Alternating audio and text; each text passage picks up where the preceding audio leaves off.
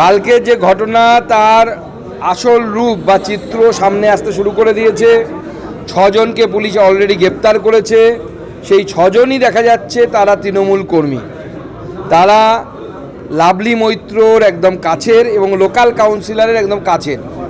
এবার এটার তদন্ত হওয়া উচিত যে তৃণমূলের যারা তৃণমূল করত তারা তো আর হঠাৎ বিজেপি হয়ে গেছে এরকম তো নয়।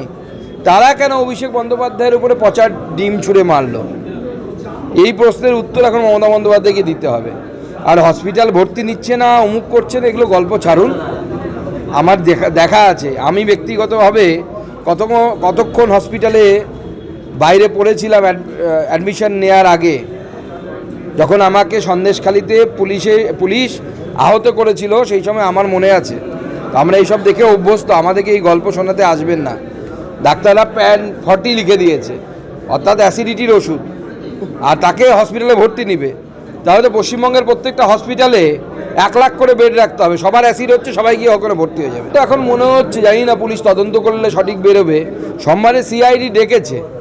যদি হসপিটালে গিয়ে ভর্তি হয়ে যেতেন তাহলে পরে আর মানে নিজের লোক আক্রমণ করবে, হসপিটালে গিয়ে ভর্তি হয়ে যাব আর সিআইডির কাছে যেতে হবে না।